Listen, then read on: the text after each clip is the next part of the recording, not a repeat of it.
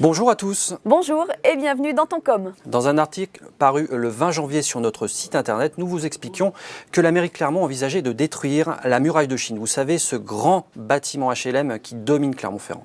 Et forcément, cette éventualité vous a fait beaucoup réagir. Jérémy, lui, a choisi l'humour. Oh mince, c'est trop bête, détruire le plus beau monument de Clermont, un coup dur pour le tourisme. Un commentaire que vous avez été des centaines à aimer. Sur ce sujet, en vous lisant, nous avons constaté que vous étiez plutôt favorable à la destruction de cet immeuble. Juju nous signale. J'ai parlé avec l'architecte une fois, ce bétonnage n'était pas fait pour durer autant dans le temps.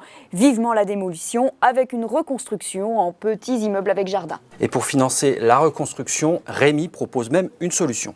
Sinon, les 70 millions d'euros pour agrandir le stade, on les investit pour faire du quartier Saint-Jacques un quartier dynamique avec des bureaux, des logements et des entreprises. Effectivement, ça peut être un choix, mais ce sera surtout celui de la mairie.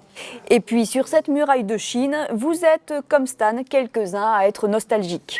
La muraille de Chine fait partie du patrimoine visuel de Clermont-Ferrand, donc s'il vous plaît, n'y touchez pas, rénovez plutôt, apparemment il y a de l'argent à dépenser. Et enfin, il y a Pascal qui, elle, ne croit pas du tout en sa destruction. Et finalement, c'est peut-être elle qui a raison. Je suis en Auvergne depuis 1993 et j'ai toujours entendu dire que la muraille allait disparaître.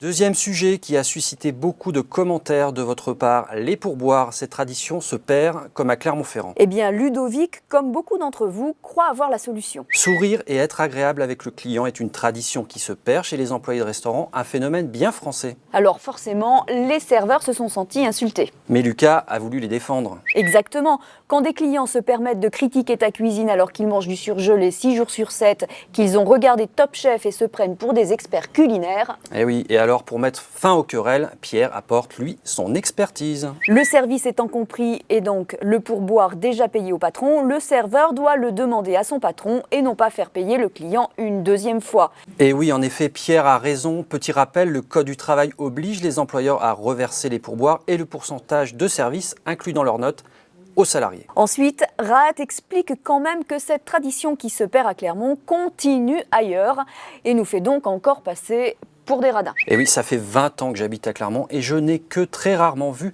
les clients laisser un pourboire, explique Rahat, contrairement à Paris. Et toi, Romain, tu en donnes des pourboires ? Alors non, pas vraiment, simplement quand je vais en vacances à New York, parce que là-bas, tu vois, c'est obligatoire. Comme tu te la pètes ? Alors, n'hésitez pas et continuez à laisser vos commentaires. Salut !